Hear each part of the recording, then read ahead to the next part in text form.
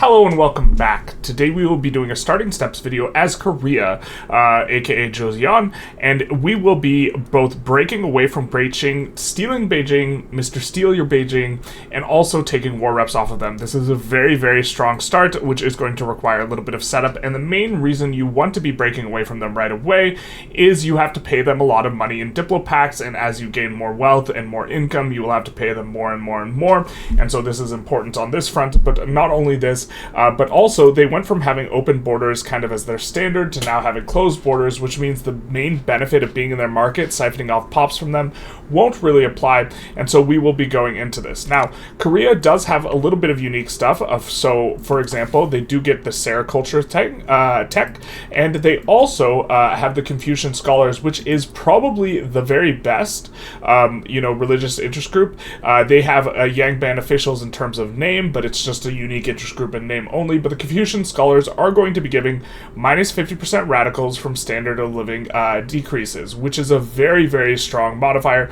It won't cut your radicals down to zero very often, because very often you will have some sort of plus modifiers, but this will greatly decrease the radicals and is actually one of the stronger groups. It also has 10% authority, and then on the malice, we are going to have minus education access, and so this is who we are going to be playing. There are going to be three conditions you want for the start in order to make the start work, so the start will require a lot of rerolling, and these three conditions are: Russia will generally have to be, in terms of the interaction, either protective or genial or some other positive attitude towards you, and so we will re-roll to make sure that that is happening. The second thing that's going to need to happen, which we don't know if it's going to happen yet, but we will re-roll if it doesn't, is we will need the UK to respond to the opium ban negatively within the first month of the game. And the reason for this is because of how strategic regions work. Only people who have an interest in the region can join in on a play. We need the UK to join in on our play for independence. Our play for independence will occur in the Manchuria strategic region. If we start this play immediately, right now, the only people who would be able to join are the UK or Russia.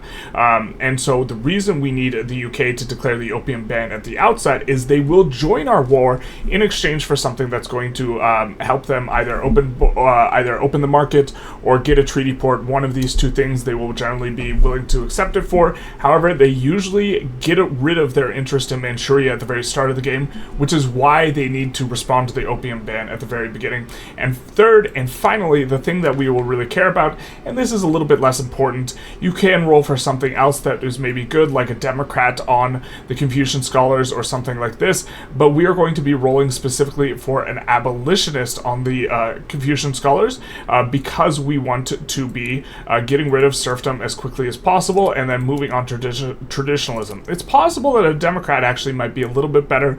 I'm not 100% sure on that, but if you went to Democrat, for example, with the idea of going wealth or census suffrage at the very outset of the game, this would be useful, but specifically the one that's really going to be able to help out, because it's the only one that's not hard-coded, is going to be the Confucian scholar, and so this is often something you want to check at the beginning. There are some other things you could do that would maybe be kind of decent, but this would require too much kind of messing about with various things at the game start, so we're going to be kind of okay with just these three conditions being satisfied at the very start. Alright, so for our diplomacy, what we will be doing is we are going to be improving relations with both Russia and the UK. We might want to rejoin Great Qing's market, so improving relations with them is also something that would maybe be reasonable. We deleted our singular construction sector so that we only have to pay the construction goods on, or so that we don't have to pay any of the cost of the construction goods, and we can full control the queue with 0 construction centers. After we get war reps from China, we will build a ton. We are building up in Guanbuck, which is why we have spent our authority like so, doing social mobility here, which is going to greatly increase our literacy because a lot of our pops are here, in addition to doing that here, and also issuing road maintenance here for the construction speed, because this is where we're going to be building, at least initially, so that's our authority. As far as our budget goes, we are going to be just minimizing taxes all the way. The main reason for this is we want a little bit more authority, we want to pass laws faster. It's not going to marginally allow us to build too many more construction sectors, especially because we're going to full mobilize an army, and so we want to just give ourselves a little bit of buffer, make people like us, and then once we're getting war reps, that'll be a huge portion of our economy anyways, and so being kind of low on the taxes, at least initially, is going to be something that is somewhat reasonable. For technology, we are going to go academia first because we do not start with it. This will help us get tech a little bit faster because we will get wealth-based education access, which is pretty nice. And also, we do not need to absolutely beeline railways. This is not super, super essential. And the reason being is every single one of our provinces is coastal, so we can just add ports in order to get a little bit of extra infrastructure on top of us not having an absolutely huge economy. Everything being coastal, economy is not huge. And so this is going to be decent enough for us. We are also not necessarily needing stock exchange super quickly because while stock exchange, the MAPI bonus that you get from it is insane and very, very important, it is going to not be as important because we don't really have a lot of buildings at the start, and at least initially we're going to be building all the buildings in Guanbuc, and so it's not a big deal, although it will make it so that our trade is significantly worse. And kind of with these starting things in place, what we are going to do, actually we're going to do one more thing, is we're going to increase wages for the military, which is going to give them a little bit more military wages and more morale recovery, which is a little bit harder to come by. And what we're going to do is we are going to unpause the game, and we are going to wait until about December 1st, or February 1st, to see if Russia issues an opium ban. And this is going to be the key thing. Oops, we forgot we wanted to start passing our technology. We don't pass technology, we pass laws here. This is the whole reason behind rolling the abolitionists. We're going to go for tenant farmers because we don't want the rural folk to get too strong, and this one's going to make the other guys less mad. And the big thing we're looking for here is we are just watching to see how the UK will respond to the opium ban if they don't. They don't always respond to it in kind of the first month. We see what this might be a re-roll. We are going to declare independence. Okay, they respond to the opium ban. They responded angrily, which is perfect for us. We're going to declare independence now.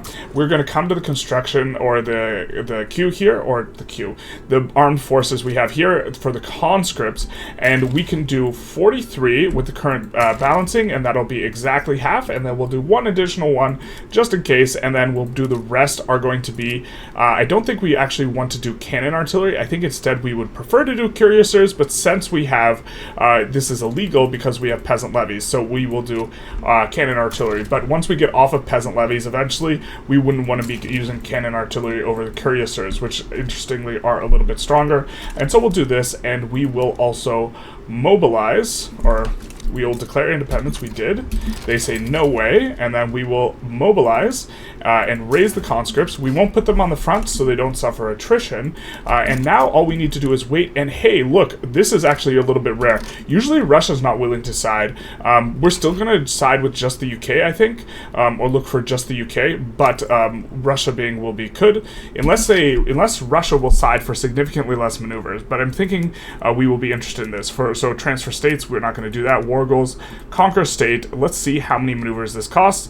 They want Tomsk, which is only 9 maneuvers, which would actually give us a little bit more maneuvers to work with than we would otherwise have. I think we have enough maneuvers to do it with Great Qing, though. This is an interesting one.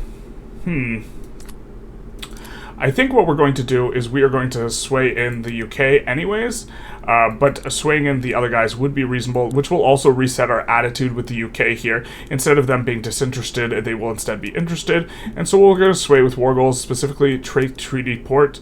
Actually, with Take Treaty Port, we won't have enough maneuvers to make something primary, and so this is the thing. We want to be able to make war reps primary, which makes them less likely to back down, so maybe we just ask for Russia's help. Maybe we just risk, we'll just risk this. So we'll go with Fujian. We also are going to need to declare an interest up here in northern China so that we can add Beijing later. And so we will continue on our way. As soon as our interest is available in northern China, what we are going to do is we are going to use our last 35 maneuvers to get war reparations and also ask for Beijing.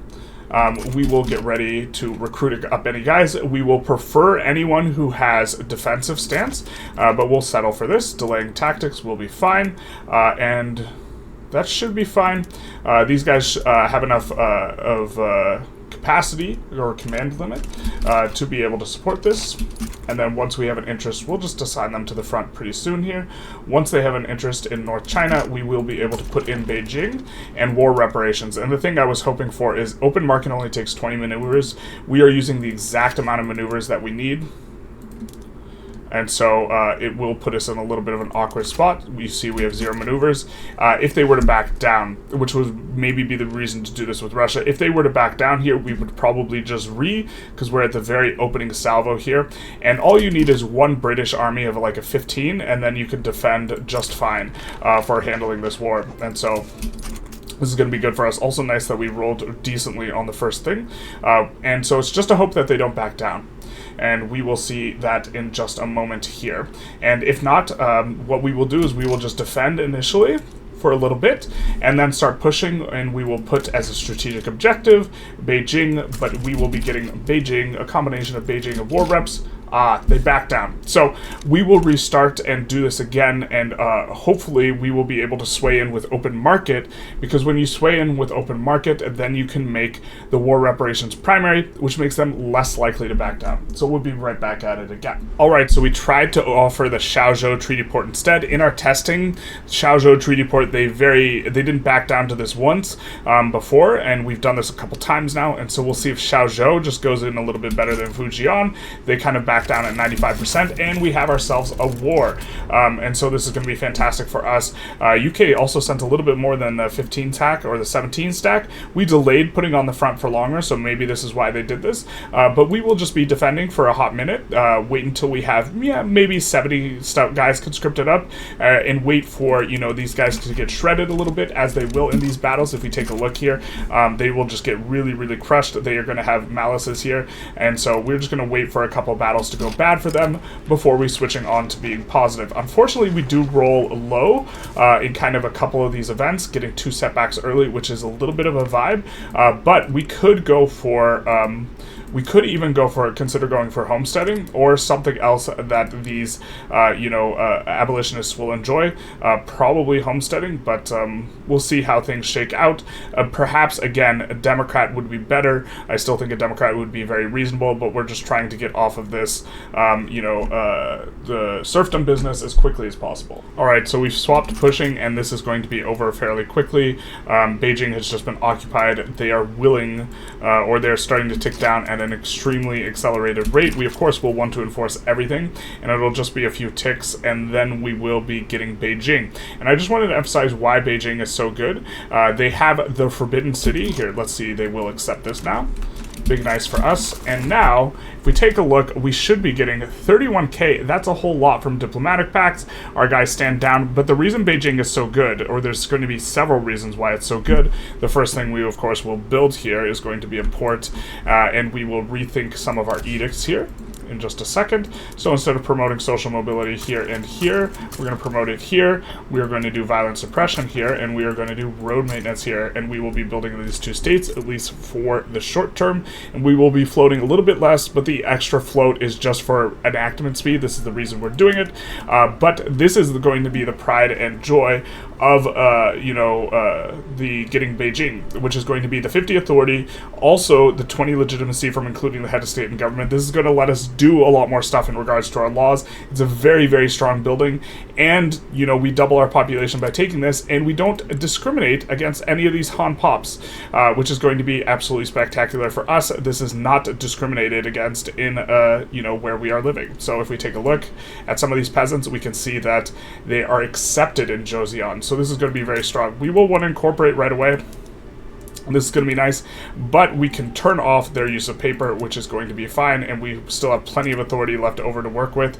But the very first thing we want to build, of course, is going to be a port, probably a cargo port, because we're going to need some, and then we will be able to now trade with China again, which is going to be nice because they have some stuff that we want, and we will be getting that in for ourselves. And so we will trade with them, resolve some of these issues, incorporate, and this is going to be spectacular for us. If we take a look at our legitimacy, super, super righteous, and even if we were to increase to max taxes, we'd probably still be over 90. So this is what it's about for taking Beijing. All right, so the order of business is going to be largely, we're going to be trying to get these industrialists powerful. We noticed that there is an abolitionist, the industrialist, and so this is going to involve a lot of construction, trying to get a lot of, industrialist or capitalist-owned buildings. We're going to want a lot of logging camps, specifically logging camps that are using sawmills, because this will swap ownership from being shopkeeper-owned, which tend to be a little bit more petite bourgeoisie, but some industrialist, to being capitalist-owned, which is going to be very industrialisty. And so this is going to be an important play pattern. We have a ton of excess money kind of left over that we are getting from China, so we're going to just lay down, around 5 of these in Guanbuck, and that should get us to the point where we're losing money a little bit on iron frame buildings. We will want to swap them up to iron frame. Now, for the ones that are left over in Beijing, we do not want them on iron frame because they currently don't have market access. So we'll swap them back to wooden buildings, and so that should be able to play just fine here. We're kind of doing okay on the tech. We are going to build some universities as soon as that gets done, but we have declared an interest in Arabia because this is one of the few places we could expand. In order to actually be able to expand, we are going to have to create a fleet, and in order to actually, build some of these ships, we are going to need to get some man-o-wars into our market before we can build our first ship. So we will do that. We'll place it in the capital, and we will put that behind the port. So we'll just do the 5 construction sectors, finish up the port in Beijing in order to give it access to our market, and then look to build the naval base and then the tooling workshop. This is going to let us sail abroad and go for some of these tasty bits that only have one boy defending them. We see here 1 battalion, that's it, and so we will be able to land those with a 5 stack that we have taken in Beijing, and so that should be good for us. Another reason to take Beijing as anyone, by the way, in addition to the Forbidden City, is the extraordinarily strong Kaiping Mining Company, which is going to be a railroad plus coal company, which is going to give technology spread. This will probably be the second company we slot in after the generic iron company. We maybe would want to make use of the gold company, but this company is also extremely strong, and you get it in Kaiping. Notably, you have to be incorporated, but this isn't a problem for us, and we can incorporate it in 5 years. Having access to 5-year incorporations and acceptance on all the Chinese pops at the start of the game is very useful.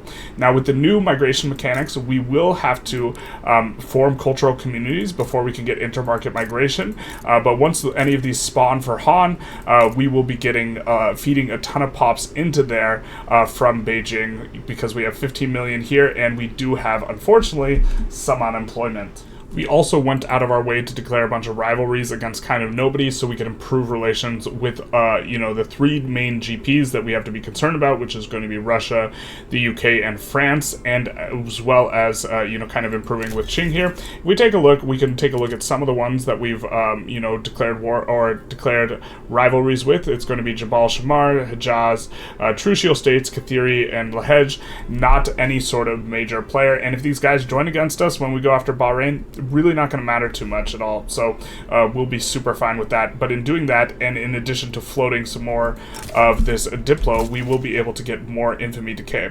I think the only one we won't want to go for in particular will be Nejd. Might make it a little bit tricky to go after them. Maybe Nejd is fine. Let's go after Oman too a little bit here, and just looking to kind of fill up this infamy decay. I guess we'll go for the full thing, so that we decay infamy a little bit faster. We do have a good chunk accrued from the taking of Beijing, but now we will be getting rid of it 25% faster. Alright, so we got tenant farmers, which means we can now try and pass something like laissez-faire. Unfortunately, the industrialists aren't anywhere near demarginalized, and so we will have to take a look and see at what we can maybe do that will be a little bit better. I think we will reform the government to put the Intelligentsia in, and we will look to get off of autocracy and instead onto landed voting, which is generally a pretty easy pass. It won't make anyone too bad. We have to keep the Yangban officials in, although we do have to pass a law, or the Yangban officials will rev within the next 4 years, a local police force. And we don't mind them revving, but we would rather they rev while we're trying to specifically pass something like Parliamentary Republic, which will make our lives a little bit easier. And so maybe we come in here, we put in... to be fair, it's possible that going for agrarianism is kind of okayish, but unlike kind of the Qing start, where the Yangban officials or their respective landowners won't care about going agrarianism, your guys do, and so this will make it a little bit tougher. So I think we're just going to put in the Intelligentsia. This is legitimate enough. Over 50 is kind of a nice break point, and we will not go for that. Although, so the other thing that's a little bit tempting is just going parliamentary right now. The problem is we actually don't have a lot of the laws or stuff that's necessary in order to actually have a liberal party, for example. I do believe that the Liberal Party, I think they're unlocked over here if I'm something like this, and so we would just have only one party, and that party is the Conservatives, and so it won't really undermine their authority too much. So we will go for here the landed voting, which should be good enough for us to do some stuff, and it'll give these guys a little bit of a time to cool down the Yangban officials. An important part of kind of trying to keep everything going is actually us just trying to super import iron. We're importing from everyone. We have import prioritization. This is allowing, the construction sectors to ramp up because we have nowhere near the amount of iron necessary to do this, but we're trying to also ramp up as quickly as possible. So we're importing from everyone. We are going to put some iron auto expands in places that we have construction sectors and we're currently building because we have our decrees here, both in Beijing and Guanbuk. Notably, I didn't fully explain why we did all the decrees, but the violent suppression degree, it decreases the state penalties from turmoil.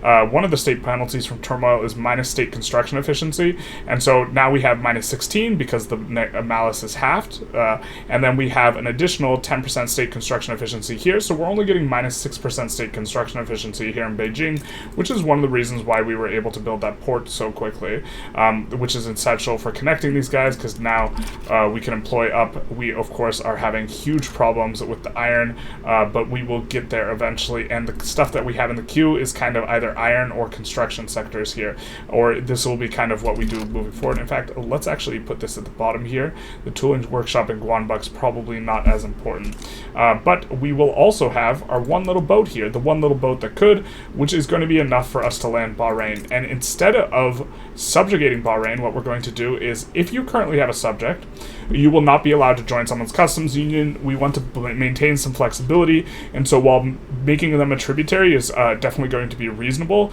in order to maintain a little bit of keep a little bit of flexibility regarding markets, we will instead conquer them, which is a little bit less infamy efficient, especially because we don't need these guys right away. We're not too scared of France if France joins. I know that sounds like psychosis, but if France joins, what we will do is we will, instead of going for these guys, or what we will do is we will look to take war reparations off of France, and something like a Guyana off of France, which is, and I think we can prevent them from landing us and enforce on them. That might be a little bit tricky. It's definitely tricky while we are still on irregulars. If we were not on irregulars, this would be a-okay, slam dunk, no problem, a big nice. But we are on it, and so we have to do this. But often they will abandon the sea node, and you can just look to re-land yourself once you've been landed. And so we just need to park a navy in Joseon and kind of do this type of thing. But I think we'll go for it. If France sides with us, we will need to make some very, very significant adjustments. We'll move our declared interest over here to Guyana just in case. Because we would want to be able to take war reps off of them. And I think also, just in case, why don't we add another light ship, but why don't we make a new navy for this other light ship? So we're going to create a navy, just in case, a secondary navy, because we will want a little bit of flexibility, and we'll put in the frigate right away, because I think we will want cuirassiers and a few other things if they happen to join against us. Well, fingers crossed that they don't, but we will see. We have been improving relations with them. They are protective right now, but they feel a kind of way again about Bahrain. This is a huge improvement in 1.6, how we can see why people want to join a particular way and do a particular thing, and so hopefully this goes okay for us. Okay, so we get through with our war without too much a problem, and we have an interest that we can declare. And what we're going to do is we're going to actually declare it in South China, just in case there's some interesting things we can do when the Taiping Rebellion happens, which we anticipate as a result of Russia kind of going after them. This is something that can happen, and we don't really need this interest right now. This is one of the preferred areas to float an interest for us in the texture of this run. If we can maybe get like a province or something that's that's inland here to Beijing. This would be really, really nice in exchange for help. Another good area to float is, of course, La Plata, and in the very, very early game, Japan, just in case there's a native uprising, you can sometimes side in for some goodies, but no one helped Bahrain, and we will be landing Bahrain, and so that should be pretty easy, pretty straightforward. We have a lot of infamy, which is great, because we can't really expand that well in a lot of places, and so the fact that we have infamy decay going anyways means that we won't have to try and find tricky wars. Of course, this is tricky, us not making any iron, but we are still working on it, and these places should employ up a little bit. They should employ up. Employ up, my good sir. Yeah, we're having qualifications problems. So I think what we need to do is we are going to come off a decree. What we were doing is we took a decree off so we could add over in Beijing. I think we're going to do this just for the qualifications, at least on a temporary basis, which is going to make our law passes a little bit slower, but we're still getting minus 20% enactment time. Alright, so academia is going to help quite a bit for the qualifications, both by increasing literacy slightly, and it also unlocks our ability to add universities. We're going to add one here in Guanbuc, and we're going to add two here in Beijing. We're going to put the Guanbuc at the one at the front of the queue, and then we'll go for the Beijing one and this other one. I suppose we'll finish this iron mine first. Well, let's finish both the iron mines first, and we should be in pretty good shape here. This is going to help with the qualifications, but also we will complete a journal entry doing this, and we will take a look at what our tech spread is doing. We see we're spreading mass com, so I think we're going to go for stock exchange. This will help our trade to actually be able to import enough iron, which was maybe a little bit of a mistake. Maybe we should have gone stock exchange first. Stock exchange is really, really strong, and the fact that we need this trade maybe indicates that stock exchange would have been a little bit more sharp. After this, we're going to start research on the Atmo engine, but we're not going to complete it. We're only going to get up to 10k and then swap back to what we will be researching then, by then, which will be lathe. That way we get as fast an atmospheric engine as possible, given that we started the game with a pair of society techs. A little bit unfortunate that we get, you know, something like mass comm spreading instead of empiricism, or even like a medical decrees or romanticism or colonization, basically rolling the nut low on our natural spread, but overall not too big a deal. We are, you know, enforcing on them in just a second. These guys will, I guess we're just waiting to see Great Qing implode, and maybe gain a few more boats after we kind of clear out the queue. Next, we're going to go after Brunei, briefly declaring interest here. We're going to go for Conquer, and then as soon as our Conquer CB is in, we're going to swap back our interest to South China. Again, don't really think we'll necessarily get anything. Also, curious to see, Russia just goes after this every single run now, but curious to see if we can get this interest back here in time. If not, we will have an interest in Arabia and an interest in Indonesia, which will be quite nice to be able to keep declaring plays while floating one here in South China. I think this is a play pattern that was really strong kind of earlier when sways were super OP, and it's coming back a little bit now, where you want to kind of create subjects or conquer little states in order to gain a bunch of diplomatic interests in various areas, and this is kind of what we're doing here, seeding one here in Indonesia, we have one here in Arabia, while we are also improving our fleet. The way we're doing this is we're adding a few ships. In some places, these places do not need to fully recruit up in order to add a boat, as long as it is a new place. So we're not building another boat, you know, where we already have a naval base, because it's not anywhere near employed up. There's only 184 workforce. If we add a boat, it's not going to add or if we add a level, it's not going to add a boat until after it gets to 1,001 troops. But if we add a you know, naval base in a new place, as soon as that has one guy employed, it will give us a boat, and this is essential because landing, you suffer a malus based on not having enough boats, and so this will allow you to have enough boats in order to land and expand. We've actually gained enough enactment chance from events that we're actually going to slot out the Intelligentsia so we can try and pass this law faster. We'll still have plenty of enactment chance, and we also pulled back our promote social mobility off of Guanbuc, so we can get this float. It's really nice when you're over 30 and have a max float, because what this is going to do is it's going to allow you to it's more valuable the more of this you have, this minus enactment time, because the first cuts it off by a quarter, but the second minus 25% cuts it off by a third, because moving from 100 to 75, that's minus a quarter. Moving from 75 to 50 is minus a third of the remaining amount. And so this is kind of why we're kind of pushing this a little bit, and we have a lot of laws that we do want to get passed. And so this is going to allow us to do things, and this is also the event that you get from building a level 2 university, which is why we built it. We are going to specifically go for empiricism, I think. The only reason to not go for empiricism here, actually, which would be maybe reasonable, is if medical degrees was currently spreading. We actually don't mind medical degrees very much. This would be nice, because I think we're going to go charity hospitals, or not charity hospitals anyways, we're going to go charity schools. No, we're going to go religious schools. Unfortunately, the Buddhist monks don't support it themselves, so we will be going for empiricism here. We are still researching stock exchange, so we don't have to worry about over-researching the atmospheric engine. We want to slingshot it properly and only research 1K. The reason for this is, if we take a look here, the base cost is 10K, rather.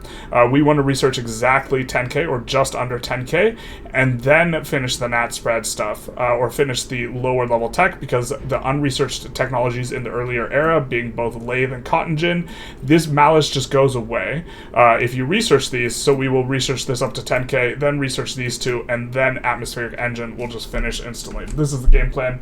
We often kind of miss, though, in terms of execution, because we're playing a little fast. So we are really close to being able to join Great Britain's customs union, which would give us ticking positive relations, and more importantly, give us someone to protect us in the case of a rev / someone who maybe would be willing to help us slap around Great Qing.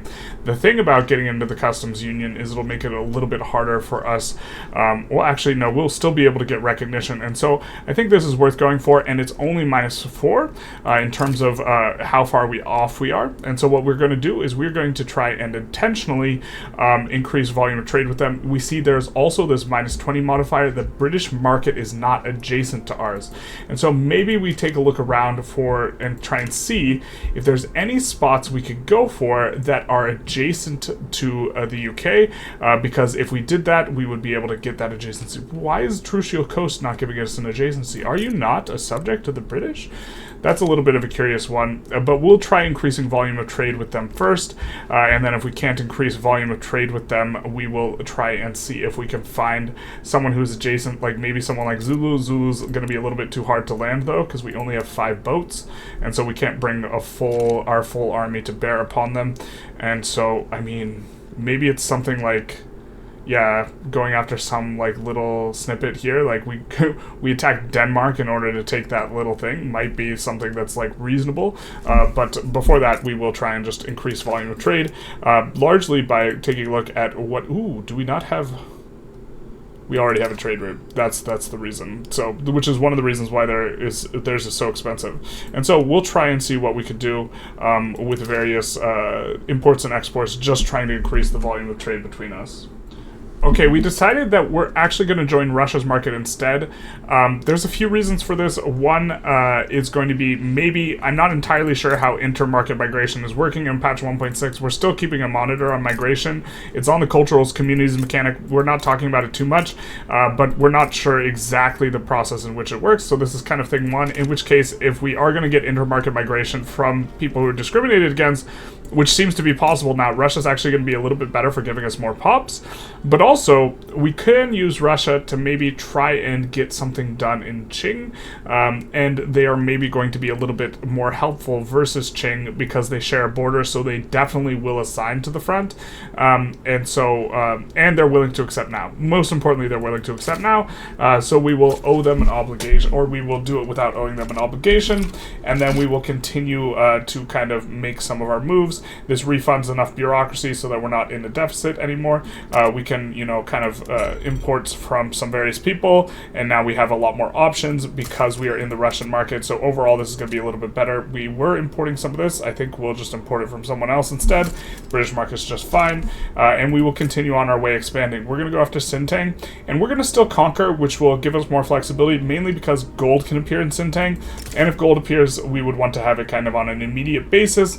Something that's important to note is, since we are unrecognized, it actually takes one fewer 5-year cycle in order to annex people, and so it doesn't end up being less infamy, but it is faster, to protectorate and then go through. But we will be probably looking to get recognition just as soon as we are moved up to unrecognized major power, which currently we're at regional power. In order to get up to the next level, we need to get over 100 prestige, which is just a little bit more than what we have now. Okay, so we finished up our war, and we are in Russia's customs union, which means they ought to help us out if we happen to rev. Now, it doesn't look like we're going to rev, but we're going to rev. We're going to intentionally force a revolution, and we're not going to delete military in order to do it, because I think this will be a little gratuitous and unnecessary. Instead, what we're going to do is we're going to look at all of our armed forces boyos, because we know that we have one armed forces boyo who is going to be pretty good for us. We see the popularity is 0. What we are going to do is we are going to try and force a particular ideology through exiling. We see that this guy's Republican, which is the ideology we want to force exactly, and we see that this guy is Republican-liked. We need that guy to be our only liked guy. This guy also Republican, and we are going to use him to pass laws. So we are going to use him to pass a voting law, and we see they are the only ones who are liked, and so when we exile our current leader, this guy will take over, and with his Republican ideology, he will like parliamentary republic. And so what we'll do is we'll say smell you later to this traditionalist. I said say smell you later to this industrialist, or this guy. His ideology is too similar to that of our ruler, Barreau. That's unfortunate. That is a little bit of a change, so now we can't exile him. That is unfortunate. His ideology is like basically the same. So maybe we have to try and get our way in through a Confucian scholar. The thing is we could try and do it with the Intelligentsia, but they have such little clout, and it's going to be very, very hard for us to force a particular... They have such little clout, so that... I don't think you can roll Republican on devout. I don't think we can roll anything on devout that will allow us to do anything other than get onto theocracy. I think... Can you roll a Republican on these guys? I'm not sure.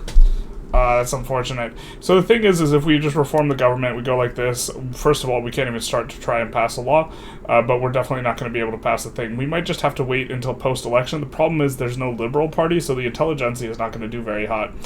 And we were really kind of counting on being able to use the armed forces and a Republican. But this is already a kind of new feature that is kind of rearing its ugly head, as it were. This guy's 58, so maybe he dies sometime soon. We would hope he does. It'd be really easy and convenient if he did, to try and pass what we want. But instead, we'll need to... See, the thing is, we just want to force a rev. We just need to be able to start passing the law. And this is not going to work for us if we... If only there was a good way to get these guys to want us to move on to parliamentary republic. I'm not sure if there is. I'm trying to think of all the ideologies we can roll with them, but I don't think there is one that would be working. And maybe I'm missing something, and we should just take a look at a bunch of Confucian scholars. This guy has positive popularity, but I don't think we want to roll through too many guys, just kind of grasping at straws here. I guess we'll take a look at what we could get out of the Yangban officials. Not really anything too great, so it's gonna look a little bit rough for us then. Alright, we have an interesting decision point here, because we are kind of thinking through, okay, Russia might be willing to help us against Great Qing, because they want to take pieces of Manchuria, and in this way we could get Xinjiang, but the customs union we kind of wanted into more. The UK is inviting us, which would be pretty nice, because this is generally the best person to have good relations with, and they would be helping us out and this sort of thing. And so I think we're going to go with it. I'm not sure if this is the correct decision, though. Pretty low degree of confidence in regards to if this is the correct decision or not, but we're going to swap. That, of course, makes Russia upset with us, which is fine, and will give us ticking positive relations with the UK from customs union, which is going to be super nice. They generally have a lot more interest all over the world. We're also taking a little bit of a swing at Sulawesi here. We're going to put in some other stuff to make them much more likely to back down. No one's going to help them out, and if we have to, we will, of course, land the little islands over here. We did the same with Belungin, so we do have subjects now, so we can no longer ask to join people's customs union, and we're kind of keeping our thing kind of trudging along. I think this is just, we're having trouble employing up in some places. In particular, capitalists are the problem. So maybe we actually just are in the market for additional universities as where we are building. We could also, well, I guess we're not passing a law right now, so we're probably a little bit of a miss not to be using promote social mobility here, so we're going to put that in for there, and we're just going to put in a little bit of logging because we have to have stuff going, and then we will get our election here. The Agrarian Party actually it just crushes, which is an interesting one. So we will be able to think about, can we make this legitimate? It's just barely illegitimate. We're already running, we're not running, what happened to running min taxes? I don't remember swapping this up to max taxes. Interesting. Okay, mistakes were made. So we'll make this swap. We'll do this. We'll do this. We'll do this. And now we can try and pass with these boys. Maybe with these boys. Not with these boys. No, with these boys. But not those boys. But these boys? No, not that boys either. With this, we are legitimate enough to actually pass the law, and we will go for parliamentary republic. Now, the UK is going to almost certainly help us out after we force a rev, and we are going to be forcing a rev. We are going to be passing. Everyone gets big madge. That's going to be, with a critical of 350, that's going to be 35% a tick, and so it should just be really, really quick that we force this rev. I think that we are going to try and make sure that we're not constructed too much in places that are not incorporated. This is unincorporated, so we can kind of continue building here. We, I think, are kind of bringing the turmoil down a little. Maybe not. We have a little bit of unemployment. We'll put this on auto expand. That'll be nice, and it'll feed the urban centers for now, but eventually it'll be nice later. And we are coming on up, and you could see this will, whatever 10% of this is the amount. Ooh, is it capped at 25%? Okay, in either case, we're just going to do whatever gives us most Civil War progress, I think. I don't think we want this guy to get negative popularity. Well, actually, yeah, we'll just do this. It doesn't matter too much. We want the rev to kind of come off as quickly as possible. And then Mummy will come in and save the day, and that'll be super nice for us. Alright, this supposed layup of a rev is turned into a little bit of a nightmare because the UK only wants to sway for taking provinces off of us. So we can't do that. Also, because this managed to incorporate in time, it actually became eligible for the rev, and Beijing is revved. And so Beijing revving is already really, really bad for us, but the fact that this happens on top of each other is going to be super, super rough. So what we're going to be doing is we're going to be raising as many conscripts as we can here, and we are going to try and see if they will maybe peel off of, I think that these armies, yeah, this one got bricked. We took a quick look at this. I think these guys got bricked as well, so we'll just do that, and we will be having to think about how exactly it is we're going to try and land this when they are keeping a 9 stack at home. We definitely win on this front, but it doesn't matter if we can't push the capital, which happens to be in Beijing, because it's the biggest one. Legislative failures are not nice. We did start bolstering the Intelligentsia here, because we got refunded all of our authority here, which is unfortunate. Or it's unfortunate that no one was willing to help us except for, you know, the UK, except for something that we were definitely not willing to give. So we will just kind of wait for this conscript to come on up and have to try and recruit more boots. You know what we have to do? I guess we have to try and get one boat from these other places in order to try and get up enough guys to try and do a naval landing. And then maybe we're supposed to kind of come in here with the cuirassiers, make a new unit, where we're going to kind of come in here. Maybe we do a 3 stack here, that guy, and then 4 infantry. Let's do 4 of these. Let's do this and then this. Let's do this unit entirely, and so this will be a little 8 stack that we are going to try and land with. I don't really, let's see, which guys are maybe going to have some good traits for this. Ambitious open combat expert is certainly good enough. You will put on adamant defense, and Hong Jipko we will send on over. So we'll send this guy to this army, and that'll be nice, and we will try and land with them. And so we'll see exactly how... Okay, this is perfect. This works. I thought they were going to keep these guys at home. If they're not keeping these guys at home, then we can try and land. We will just kind of put these guys on defend front then, and try and land with these guys instead. We'll just recruit you up. That's fine. We will just put you on adamant defense. It's also fine. And try and land you here. And we have a slightly larger navy. It's perhaps the case that we're supposed to wait to try and get this through, but we'll just do this. They are going to have some sort of... Wait. They just recruit... Oh, they can conscript up. Man, I hate it when they use our techniques against us. So this isn't going to work. Or at least, at the very least, we're going to need to try and cancel this naval invasion. Instead, just park these guys out here. These guys have a really low organization anyway, so they wouldn't be able to land. So we'll just park them in the HQ, not assigned to the front, in the hopes that they will assign all their units available. Okay, so this guy is bricked. Perfect. And we aren't going to make any progress here because we have all the guys on defense. Maybe if this guy is bricked, this navy has already been bricked, then maybe we can land with this 8-stack. This is way more stressful and close than we really wanted this to be. But I think the 8 days, they're not going to have any troops there unless they can magically conscript some up instantly. So we do get in. We're on their capital, and then we'll just be able to come back here and set one of these guys to push. We didn't want to advance front because if we push them out of here, then they would just be able to stay in their capital. We'd never be able to land into a 15-stack or something like this. But this is way more stressful than it has to be. And unfortunately, getting the setback of Parliamentary Republic also really hurts because we haven't gotten the clout crushing on these opposition guys yet until we finish this revolution. Hopefully, we get a good event that will allow us to just put in Parliamentary Republic, and we'll kind of finish reforming things pretty quick here, is the hope. And yeah, okay, we enforce on them. And so we will do the cleanup. We will be in cleanup mode a little bit. We do see a big chunk of clout went to the Intelligentsia, which is tremendously nice that it didn't just all go to, well, I guess the Confucian scholars got clapped down. The Yangban officials cannot be marginalized because they are in government here, but this is going to leave us in pretty good shape to, you know, finish pushing this law through, which is going to be tremendous for us because we will have very quickly reformed everything, and then once we get this, the monarch will be out, and we will be able to just keep him out and have a ton of legitimacy, you know, off the back of, you know, having this forbidden city, giving us an additional 20 legitimacy from having the state and government. So we are going to go for Great Qing again.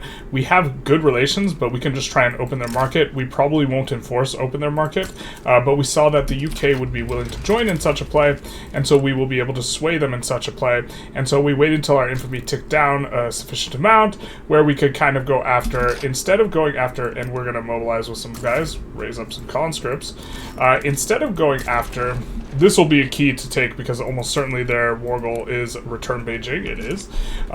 But what we are going to be going for is Shaanxi and, more importantly, war reparations to keep the construction machine going.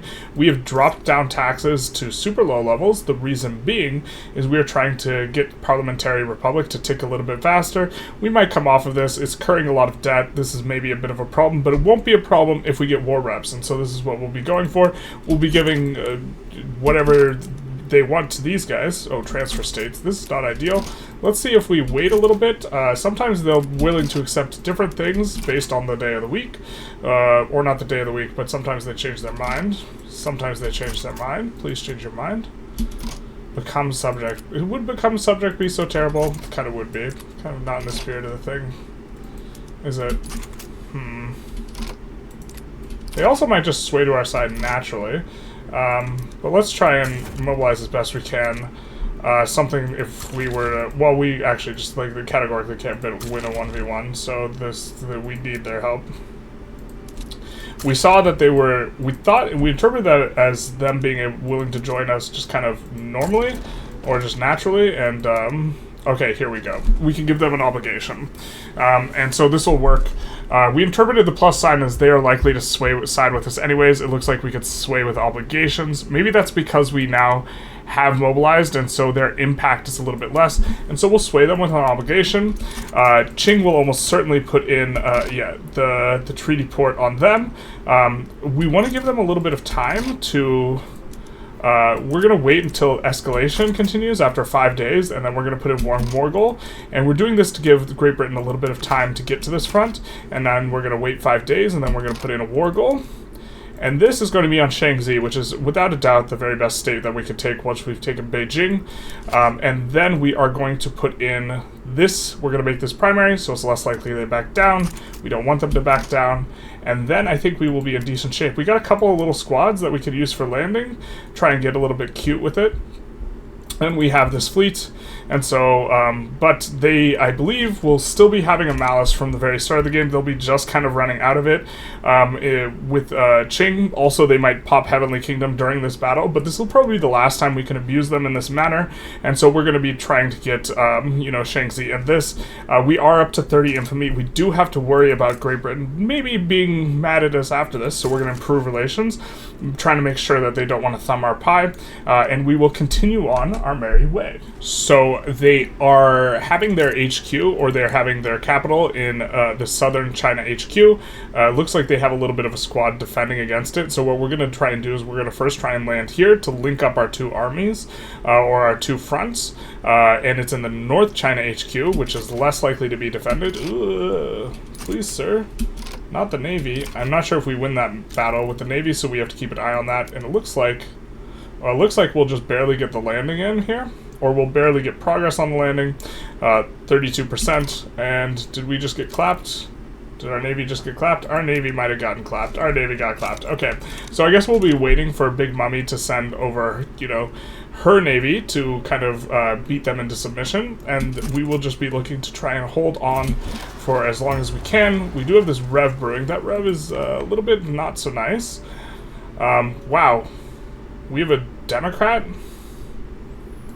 That's a little weird. But that'll make it easier to swap laws later. We have the Industrialists, which is nice. It looks like we can't maintain over 90 anymore anyways, so we were kind of running low taxes for that reason, as well as I think we maybe want to come off of this in order to try and balance the budget a little bit. So let's kind of put some of these things in. It's unfortunate. I think we'll tax opium, but not liquor. And so now we're not hemorrhaging quite so much money, and it's just holding on until the UK actually sends some more guys. Their skirmish guys should be able to run over Qing's guys, and it looks like even our guys are able to hold against Qing's as we recruit up, which is going to be nice. And so just kind of waiting for them to slap around these fleets, and then we will be able to do some landing. The goal is going to be connecting them and then landing here, here, here, and slowly advance our front, not through pushing, but just by landing the next adjacent available territory as we kind of push on to the capital, because we need this for the open market CB. So this is going to be important for us. The sailors say ashore? Yeah, they do.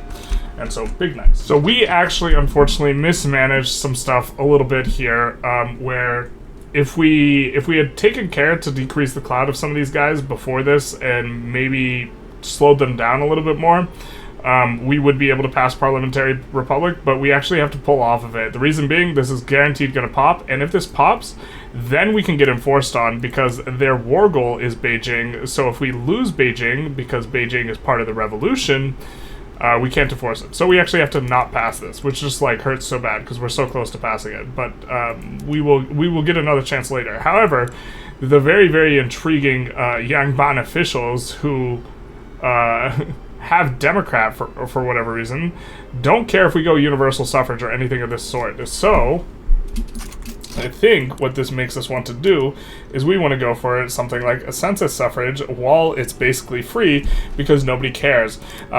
Interesting that we were able to roll a Democrat here because they were pulled out of government in the time period when the guy died.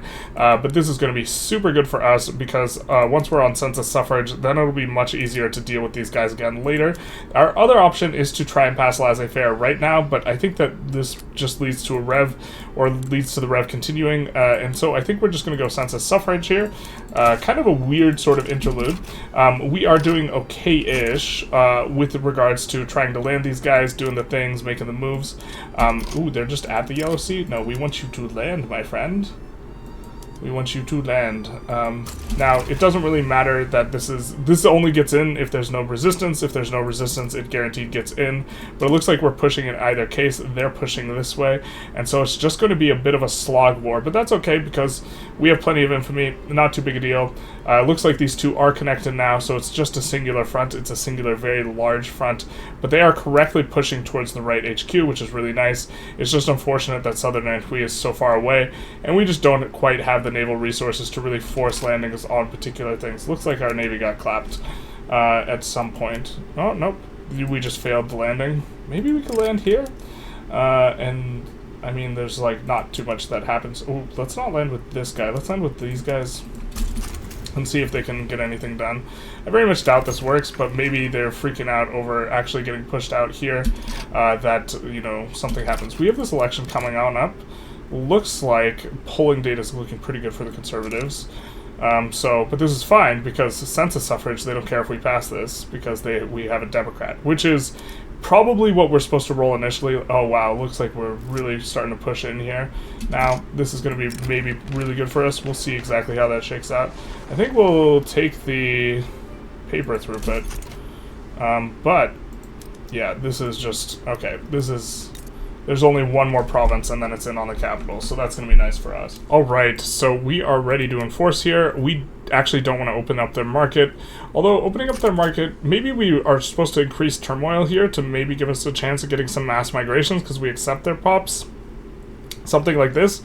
I think they probably are going to have the Heavenly Kingdom pop anyways, so I think we're just going to enforce, we're going to leave this open so that this avenue is maybe open later, although I think it's probably not going to be doable later, and we will get ourselves some good old war reps in addition to Shaanxi. Now, of course, what we will be doing is we will be temporarily upping that a little bit so that we can slap down a decree for, actually, we probably don't really need these anymore quite as much, so we're going to get rid of all these ones that kind of target the lower class.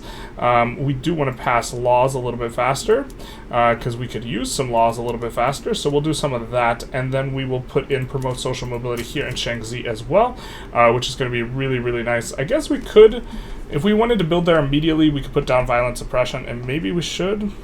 This is a little bit of an interesting one. I'm not sure what the best strategy is.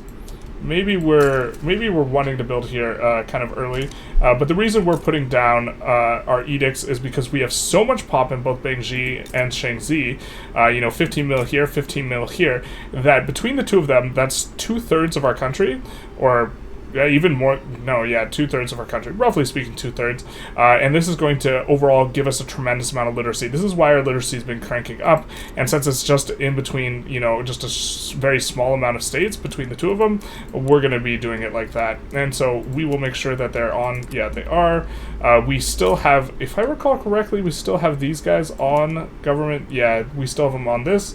Unfortunately, census suffrage is struggling a little bit, but that should be fine enough. But now we're just in a very good shape. I think we can turn up the construction and maybe down the taxes a little bit. We'll see how things shake out. Are we getting our Diplopact in? We should be getting our Diplopact money, that milk money.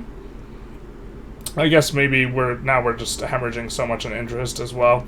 So getting recognized would be really, really good. We, of course, want to do that, but we can't do it quite yet. But this is going to be excellent. Shaanxi is the most resource-dense state in the entire game, having 3 of the 4 mineral resources, and also having 30 oil that will appear later. I think it's 30, might be 15. Some amount of oil that will appear later. Alright, finally we get to Atmo Engine right after getting Lathe. We did accidentally kind of go over a little bit, but we got Lathe in before Atmo, and then Atmo just completes.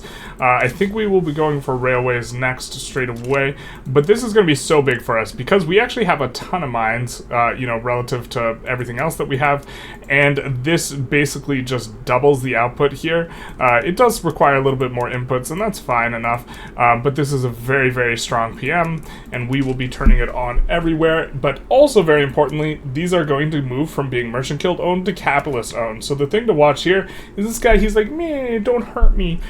Their clout is very, very small. They're abolitionists, which is fine with us, but we're going to see this clout should shoot up quite a bit because a big portion of our economy is in those mines, and we will look silly if it doesn't shoot up. Of course, it was already on a negative trajectory. Maybe it just flattens out. Big sad. We are hoping to see that just absolutely crank and stank up. To be fair, it is on landed voting, so there's some of that. And we have a lot of subsistence farms, so we do look a little bit silly claiming that it's going to just shoot up to the moon, and then it doesn't, but that's fine enough. Looks like census suffrage will be coming fairly easy, and I think after we get census suffrage, in particular, in addition to getting... okay, it's starting to come up. It's starting to come up after trending down. Yeah, okay, it's okay. But we are going to be having a lot more of these mines coming through. We really want to get on laissez-faire. The fact that we couldn't earlier is a little bit rough with the law passes, but this kind of happens when you're doing someone who's relatively backward. And so overall, we're probably running a little bit hot, actually, getting the tenant farmers. But this is going to be a really strong base for us here. I think we're going to take a look at reducing some of the autonomy. We can't reduce them on our subjects in Borneo yet. And so we will just largely be in chill mode for now until we can do two things. There's two things left to do to kind of make this run really, really overall ballistic start. And the first is we have to become recognized. And then the second is we have to get on laissez-faire. So we're going to try to do two of these. Maybe we only do one because we're kind of at the amount of time we want to. This is a really long video so far, but we'll see what we can do.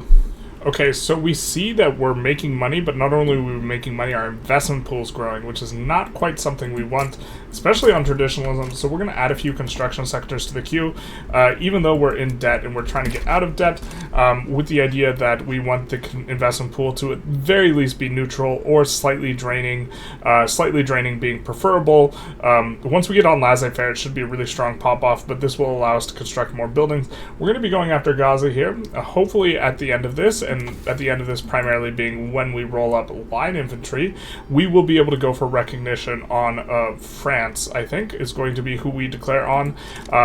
We'll probably put an interest over here and go for war reps plus getting the recognition, and then just look to land Guyana and then defend. This is going to be the easier way to do it, and we are hoping that the army power projection off of line infantry gives us just enough prestige to kind of pip the next mark up, which is going to be, we have to get up to 130. Maybe that's not enough.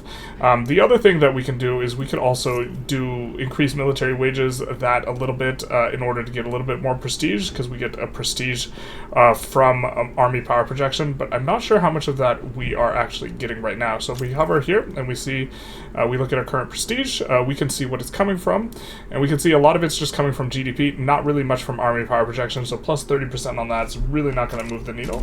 A little bit tempting to join. Ooh, they'll actually give us something? They'll give us an obligation. Okay, well, we'll definitely join for an obligation, whether it's, I think that's just going to remove the obligation we currently have, but now we will be able to upgrade all of our units, and hopefully, maybe once we take Gaza, maybe we'll be in okay shape. Colonization is also going to be nice. It's going to give us a good law to pass, although we're a bit behind on the law passing. I think we're going to say we can't just let them leave. But that is nice because we had a gold mine collapse, so we are starting to get a little bit of gold here. And so we'll just, add these at the front of the queue because they will be quite strong. And so that's going to allow us to really, or help us to really pop off. I think what we're going to do is we're going to take the decrease here, because this is, actually, 18 weeks isn't too bad. Minus 10% construction efficiency. Yeah, that's fine. We can handle that. We're going to pull this edict off, but I think we'll just leave it because we don't want to forget. And so this leaves us in pretty good shape here. As long as this landing is going to get in, which we are assuming it is, because I think they're not on line infantry even. Yeah, and so we should be in good shape, of course, in South Africa to try and get the gold down here. So the Taiping Rebellion is happening. This will lead to some turmoil and stuff, but there's really not a good way for us to be able to insert our way into this, especially because we have a truce with Qing. Maybe we could do like a yo-yo sway if we didn't have a truce, but that's going to be okay. That's where we side with one side so that siding back with the other side is a little bit better. We can't really do that, but instead we will go for what we need is recognition, and we're going to try and get it off of France. We see that Russia and Austria are likely to join. Not going to be a problem, We would normally take Alaska and declare on Alaska. This is normally kind of how you do this, but we're not going to do that right now. And the reason being is because Alaska is bugged in 1.6. Instead, I think we're going to declare on France. We're going to declare for recognition, ask for French Guiana, and then once we get French Guiana, we're going to get French Guiana war reps and recognition from this war. It'll be really good. It'll kick us a little bit above 25 infamy. Hopefully the UK doesn't side with us over that, because that would be really bad for us. But we're going to try and get it from France here instead. Again, would do Russia under normal circumstances, but Russia being super close to us is maybe makes it so that maybe we don't want to do it like this, but we're going to try and get it. So, force recognition, they of course will say no. We'll do freedom, equality, brotherhood, big nice. So let's see who we can maybe try and swap in here. This politician's a reformer. We can make this guy a radical. That's not going to do anything for us. And we can make this guy a reformer, the land reformer. We can turn into a reformer. Would that be useful for us? Let's double check what reformer gives. Cultural exclusion, property to women, compulsory primary school. I guess maybe we would want compulsory primary school. And so maybe swapping this guy on over to a thing where he would care. Yeah, okay, I can bite. That, of course, makes us more contested, which is not nice, but okay, it is what it is. Maybe we're supposed to increase this? I don't think so. I think we're just supposed to mobilize, and then now, let's mobilize, raise conscripts, and we just need to prevent them from landing us, which should be easy enough, and then go and land Guyana, which they won't defend. Or anything else, really, because we only, well, let's get war reparations, and let's take Guyana, I think. 8 infamy? Wow. I think it's going to be worth it. It's also going to give us an adjacency to Brazil, a native interest in this region, which is pretty nice, and some other things. So, let's see. We are expecting a lot of people to side against us, unfortunately, but it is what it is. Just as long as one of those people... USA is kind of an annoying one, because they're antagonistic against us now. This is going to be bad for our overall state of affairs. We can force recognition on USA, but I think we don't, because they're not going to enforce on us anyways. I think we just go for French Guiana, and I think this is our war. No need to promote anything to primary. This war will go through 100% of the time, and we are kind of, let's see, back the petite bourgeoisie? Probably not. Maybe back the petite bourgeoisie. Minus political movement radicalism, increased approval. Yeah, sure, why not? But this war for sure goes through. We just need to defend against landings. This is why everyone's going to be over here. I don't think we're going to need more than this massive, like, 100 whatever combined stack of artillery and infantry. I guess in theory it's probably better on all infantry. Let's see, these guys have 15 defense. I think they have 25 defense. So maybe we're supposed to... I guess we'll swap it over. We'll swap it over so they're all infantry, which will be a little bit tedious, but it's going to be super fine. The point is that they don't defend Guyana properly. We're going to back this guy up a little bit, because we do kind of like having the Intelligentsia agitator in and about. Right on schedule, gold gets discovered in Guyana, which we will be taking. The landing's coming through. We had a little bit of an awkward situation where their war goal is actually not war reps, it's Korean True Shield Coast, and so we sent some of our army there, and the other... Ooh, we really do have to make sure that the other army is actually in the right spot. The other army is, of course, defending against the landing that's coming in with just a 3-stack, which it would be terrible if that were able to get in without any sort of resistance. Oh my god, it might get in without any sort of resistance. I think that... Okay, this 1-stack is kind of defending. Unfortunately, peasant levies is actually breaking our ability to add new ones of these, but apparently we can add some of these, so we will... Ooh, yikes. Why don't you go over here? And we just need you to not instant enforce on here with this 3-stack. I think that the Navy's a little bit too slow here, but the point we were trying to raise is, hey, we've occupied here. This is easy peasy, lemon squeezy, nothing to see here. We will be sending them back to help defend against the landing, and we will be moving the Navy back, because this is all we need to do, and they can be enforced on now. That's all you need to do in order to get... recognition, war reparations in Guyana. Normally you do this with Alaska. Right now Alaska is a little bit bugged. I think our guy got back in time, and so, yeah, we're just crushing any sort of coming in, and so it's just going to be a matter of time before we enforce on this, because they're not going to re-land this, and even if they manage to land us, we can probably just land behind repeatedly and do a bit of shenanigans, but it doesn't look like they are going to be able to land us, and so we will be getting recognition too here as well. So it's going to be a little bit more nail-bitey than I had hoped, because it looks like they might be getting in on the True Shield coast. I think what we're going to do is we're going to kick the Navy over here with the idea that if they land us, we'll just re-land behind, because the AI is pretty bad at keeping navies around in order to defend against anything.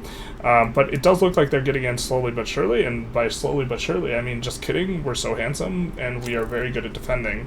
And so it looks like maybe we enforce. The big reason why we are having difficulties is because of convoy reasons, so we are trying to build a little bit more, and look, as soon as the convoys like pipped up, we immediately started losing the battle we were winning. Normally we would be able to defend over there, not in the capital, but yeah, we're having trouble. This defense though, this is going just fine, and we get professional army, which is going to be pretty nice here. I think following that we can maybe have a little bit of a consideration for going, so I was thinking we might be able to do this. It's going to radicalize the landowners, but just the landowners, maybe we can do that. We don't have an obligation with, okay, so we have to keep the landowners in, and so let's see, what about doing this? The landowners in because they have the really huge party and this type of thing, but I think that this will be fine, but the landowners get radicalized. We can't get rid of child labor because we don't yet have a labor movement, so we can't do anything about that. Oh, I guess we could go colonial affairs, which is going to be relatively good. Let's go colonial exploitation. The rural folk don't like this, but we're going to colonize real fast with our 50 million incorporated population. Sorry, 45 million. We still have a lot of incorporated population. Did they get in? Does look like they got in. Oh no. Whatever will we do? We just re-land here, and I think we're going to land with the 9 stack. Maybe we land with the 27 stack because we need that 27 stack to stay, and then the 9 stack is just going to stay over here, and they can defend just fine. But the 27 stack, just as soon as it's out, it's going to come back in, and we're just going to say, hey, you guys left. Finders, keepers, losers, weepers, we get to have this again. And then we will be enforcing on them. And here we have it. France is willing to give us the whole bag, recognition, war reparations, and Guyana. We will say yes to the dress and get all of that. And we will be calling it an episode or a start. You know, we took the 2 big provinces, the 2 most valuable provinces off of Qing. We got independence from Qing. We got recognition. We have a ton of money flowing into the bag in order to be able to construct a whole lot. And once we get laissez-faire, which we're not going to be doing this episode, and I think that we're not going to continue this run because we have a different separate run, Korea run for the stream, but I did want to showcase the start. If we were to get on laissez-faire, we'd probably be able to go up to maybe 200-ish, maybe 300 construction. We have a huge investment pool that's just waiting to be kind of utilized, which is really hard to utilize under traditionalism. In terms of how we've kind of failed at the start, staying on traditionalism for so long is a bit rough.